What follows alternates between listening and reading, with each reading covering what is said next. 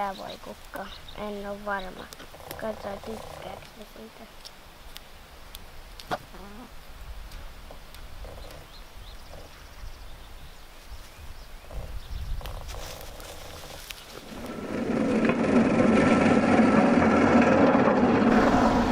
Just saavuttiin tänne Vehkosuolle viikonlopun viettoon. Muutetaan vasta tietenkin sitten, kun alkaa noi lomat lapsilla koulusta. Hyvän mökkiläisen heittomerkeillä tyyliin kuuluu käynnistää ensin ruohonleikkuri. Vähän keräsin ruohoa tuohon kasoihin sen takia, että ajattelin, että laitan tonne laatikoihin vähän tuoretta ruohoa katteeksi. Keimo on päässyt töistä aina kastelemaan nää. Täällä on noi kaalit. Ne on vähän siitä istutushetkestä ehkä reipastunut. Sitten on salaatteja ja sitten oli toi persilja tuolla nurkassa. Toin kotoa nyt esikasvatetut kasvihuonekurkut, joista olen ehkä hieman huolissani, kun joudun ne istuttamaan nyt jo. Ja ongelma on se, että kun niitä kasvattaa kotona liian pitkään, ne on sen verran isoja ja hauraita nämä kurkut, että ne viime vuonna mulla kävi niin, että ne oli suurin osa poikki. Sen jälkeen kun ottaa nuo taimet pois autosta, niin ne aina joku ehtii johonkin väliin. Mut nyt mun on vaan pakko istuttaa nää tänne kasvihuoneeseen ja toivoa, ettei tuu enää mitään älyttömän kylmiä kelejä. Tuollainen linnun mentävä aukko, samoin tuolla reunassa ylhäällä. Täällä kyllä ilma vaihtuu silloin, kun on kuuma ilma. Sitten kun on kylmä, niin sit se myös tuo kylmää. Nämä lapset menee aina tänne navettaan. Niitä pitää aina päästä tänne rampalle. Ehkä niinku tokaksi. No nyt on laitettu jo saunakin päälle. Ei kauaa mennyt siihenkään. Kesäaikaa se on melkein 20 minsaa, niin se on valmis ja sehän toimii sitten toisaalta sellaisena suihkumallina. Täällä on tämmönen Harvian kiuas ja tossa on 20 litran säiliö. 20 litraa koko porukalle pesuun. 4 tai 5 niin käyttää sen ämpärillisen suurin piirtein sitä lämmintä vettä. Nyt kun tytöt on kasvanut isoksi, niin tonne ei mahu enää kaikki oikein niin kuin sujuvasti tonne lauteille. Ne ei ikinä istu tuolla saunassa tarpeeksi kauan, kun avaa tuota ovea sekunnin välein. Kohta mä haen tosta kaivosta vettä ja täytän ton sammion. No sehän oli just se 20 astetta. Sitten me laitetaan tähän näin, kun tähän pumppu on joku helkatin tiivistä, en tiedä mikä, niin on mennyt. Niin tänne laitetaan aina nämä siemenvedet.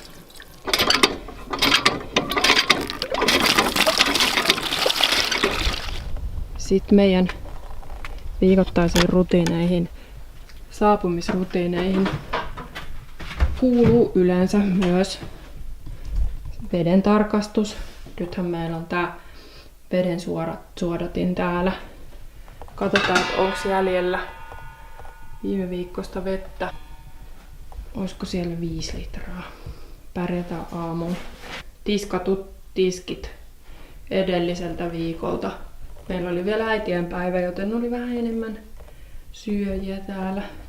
Täällä oli kuulemma nyt sitten ruokahuoneessa jonkunnäköinen hiirivaurio käynyt. Siis jääkaapin ovi on ollut auki ja sitten mä jätin tonne alahyllylle mehupurkin, josta hiiret on nakertanut kulman, niin se on tietysti se mehu valunut tonne jääkaappiin ja vähän lattiallekin. Kanat on ollut tosi ahkeria. Keimo käy täällä, on käynyt melkein joka päivä ne hoitamassa. Mut nyt otettiin vasta munat tuolta pesistä, niin niitä oli 20 munaa ja siellä on munivia ehkä tollanen 5. Muut munii silloin tällöin. Tämähän on siitä jännää, että meillä toi yläkerta yläkertaan meno on tästä ulkokautta. Tässä on ollut vähän niin kuin 2 eri asuntoa. Ja aluksi ajateltiin, että yritetään selvittää tie tuolta sisäkautta jollain tavalla puhkasta tää kiviseinä tuosta keittiön läpi tänne rappukäytävään. Mut sit me vaan totuttiin tähän niin paljon, me alettiin oikeastaan vähän niin tykätä tästä. Täällä ei tule oltua koskaan täällä yläkerrassa muuta kuin nukkumismielessä. Tässä on taidetta vuodelta 2014, mutta Tuppe kun teki ton oman taideteoksensa samalla kuin me, niin laittoi vahingossa 2019 tonne, niin se on sitten vasta ensi vuonna tulee ikään kuin voimaan. Lapset on pakannut omat laukkunsa ja todennäköisesti purkanut tonne aitan puolelle. Ne ei ole kertonut kuin yleensä tossa. Kepa on nyt hoidossa. Meillä on vähän tämmönen helpompi viikonloppu. Sitten on tää meidän makkari. Täällä on jonkunnäköinen vaatevarasto, ettei täällä ole mitään hätää, jos sattuu jotain unohtamaan. Yllättävän kuuma. Täytyy pistää ikkuna auki. Voisi sanoa, että nämä ikkunat on jokseenkin jo huonossa kunnossa. Tämä ei ole semmoinen homma, mikä aina kiinnostaisi niin kuin ensimmäisenä. Näitä on aloitettu tuolla alakerrassa toissa vuonna. On edelleenkin sitten ne ikkunat irrotettuna, mitkä on aloitettu. Kyllä on maalin tarpeessa. Maalin ja kittauksen. Mutta kun me ollaan päätetty, että tää ei ole meille mikään työleiri, niin me tehdään vaan ne tarpeellisimmat. Ja tää toki on tarpeellinen, mutta herätessään tsekata noi laitumen tilanne myöskin. Tästä näkee mun kasvimaan. Me ja Tuuva nukutaan aitassa joka kesä. Ja äidin pyynnöstä minä esittelen teille vähän kamoja, mitä minä yleensä otan mukaan. Yleensä mulla on mukana 2 kengät. Yleensä lenkkarit ja sit saattaa olla jotkut toiset kengät. Säänmukaiset varusteet mukana. Sitten mulla on mun puhelin, kynjä ja mun piirustus- ja kirjoitusvihko ja kuulokkeet, puhelimen laturi, sitten hiusharjaa, kirjaa. Tällainen hieno maksa, eikö se olekin hieno? Hygieniatuotteita. Silmälasit. Ne kerää auringosta energiaa ja ne muuttaa sen jotenkin sähköksi. Joo. Toisella puolella seinää on pistorasiat ja kaikki akut. Ja sitten voi laittaa vain pistorasia ja sitten ladata puhelin. Onhan niitä pistorasioita ja autossakin voi ladata. Vaatteet. Niitä säänmukaisia. No, niinku tämmösiä pitkiä housuja ja sitten jos tulee kuumempi, niin teepaita ja sitten jos tulee kylmempi, niin semmonen lämmin. Tapana ottaa kaikki akkutyökalut, kirves, vänkäri, pari moottorisahaa, kamerakamat, tietokone, omia vaatteita, juomat ja ehkä 1 koira. No voisit sä esitellä sun vaatekaapin? Ei mulla ole vaatekaappia. No kukaan ei varmaan usko, että miten sä elät täällä kesän sun vaatteiden kanssa, niin voisit sä esitellä? Vaatesysteemi. Niin, no niin. No, mulla on nämä niinku vaatteet tässä päällä. Joo. Siinä on niinku 1. Täällä on mun naulakko, missä mun on One Piece jumpsutin. Joo. Ja sit mulla on tässä yleensä reppu. Ja sit sun repussa on niinku... No, kalsareita ja sukkia. Ei ne samat ole. Ne vaihtuu aina tasaisin väliajoin. Aha. Mä voisin olla näissä koko ajan. Joo. Sitten on yhdet metsurihousut. Ne on ja tosi hyvät. Niin on. Ja sitten nämä kengät on, nämä on kesät, talvet menee. Nämä on vähän nyt niinku avokkaat, kun nämä on sivusta auki. Ja sitten kun nämä laittaa näin, niin nyt nämä on niinku talvikengät. How cool is dad? Dad is really cool. Mun toinen vaatekaappi. Tässä on mun työvaatteita. Tässä on mun metsurin housut. Joo. Tässä on mun tällainen metsävillapaita. Tässä on tällainen metsätakki. Tässä on tämmöiset metsähousut. Mm-hmm.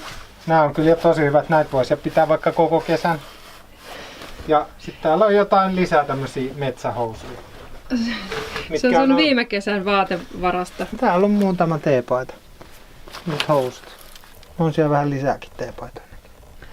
Et jos olisi vielä se ohjelma, että vaimot vaihtoon, niin tervetuloa vaan meidän perheeseen. Tervetuloa vaan. En panisi yhtään pahaksi. Me mennään kohta saunaan. Ja sitten mä haluan kertoa teille, että mikä on meidän outo saunatraditio, joka on opittu mun äidiltä. Otetaan saunan lauteille näitä oliiveja tai sitten niitä samanmerkkisiä, missä on chilipaprikasisus. Näitä ja sitten 1 bisse tai ehkä korkeintaan 2. Me juodaan aika usein 1 tai sitten alkoholitonta, koska meillä on usein saunassa tapana istuu vähän liiankin kauan niin, että silmät kuivuu päähän. Niin me ollaan todettu, että kun pidämme oluen mausta, niin se 1 tai alkoholiton käy ihan tosi hyvin. Soo ulos. Hei, ulos! Niin meillä on saunassa aina kerran viikossa aikaa puida kaikkia asioita, viikon aikana tapahtuneita asioita. Ja sitten ehkä kehitellä joku mukava riita, mikä aloittaa kivasti viikonlopun ja tyhjentää kaikki aggressiot, mitä on viikon aikana kertynyt. Olisi kiva kuulla, onko muilla jotain hassuja traditioita saunaan liittyen. All we got is a mattress and the bones. I'm a tired mind with a weary soul. Wanna settle down, but I've grown too cold. All we got is a mattress and the bones. Maybe they will carry us somewhere warm. Nyt kun ei vielä ole tuolla hyötykasvipuutarhan puolella niin paljon hommia, niin ajattelin tehdä ne muutamat asiat, mitä mä teen melkeinpä joka vuosi tuolla kukkien puolella. Pestän nyt tän teinin tonne ottamaan vuohenputkia pois. Eiks mä aika cool? Sä oot kyllä cool. Mahonia, joka on ottanut vähän siipeensä nyt viime talvena, mutta tuolta olisi nyt tarkoitus poistaa noi ruskeat ja kuolleet vuohenputki keskittymä. Tää pitää poistaa nyt sitten. Tässä rinteessä on tämmönen luumupuu. Ja tässä on käynyt sillä, että sieltä on lähtenyt jostain tulemaan. Mä epäilin ensin, että se on tullut ton rungon kautta joku uusi verso. Ja se on nyt muutaman vuoden tehnyt kasvuaan tossa. Ja nyt mä ajattelin, että mä poistan tästä nyt tässä vaiheessa vuotta vähän noita ylöspäin meneviä oksia. Ja sitten teen taivutuksen näille joillekin oksille, että saisi vähän muotoutua tätä niin, että vedän tosta narun kärjestä tonne juureen. Helkatin luumupuu tai kriikuna versoo niin, että tässä koko kukkamäessä on joka kesä versoja ja uusia alkuja. Niitä mä olen nyt poistanut tästä. Ne pitäisi vaan kaivaa pois, mutta mä en halua tuhota tätä koko rinnettä sen takia. Joten olen tyytynyt siihen, että teen joka vuosi tämän leikkuuhomman pari kertaa kesässä. Noniin, rupeappa hommiin. Ja Keijolla kävi semmonen huono homma, että sillä oli tänään tarkoitus hakea taas metsästä puita. Se käynnisti traktorin tuolla Ja huusi, että jee! Tää on niin helppoa, kun on vaihtanut akun, niin lähtee kuin palmupuun alta. Sitten se ajoi tuohon laitumelle hakemaan runkoja. Ja vähän ajan päästä ehkä vähän kiroilleen tuli sieltä pois ja sanoi, että joku hihna on mennyt, ohjaus ei toimi. Joten se lähti hakemaan nyt osia läheiseltä huoltoasemalta, minne on parisenkymmentä kilsaa. Laitetaan kahvivesi kiehumaan.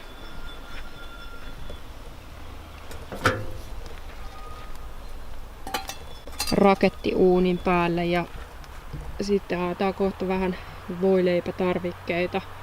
Tällaisia vapauksia on kiva ottaa silloin, kun kepe on hoidossa, koska Kerttu tarvii yleensä haarukkamössättyä. Se asettaa tietynlaisia ehtoja sitten meidän näille ruuille. Nyt on vähän niin kuin lomaa.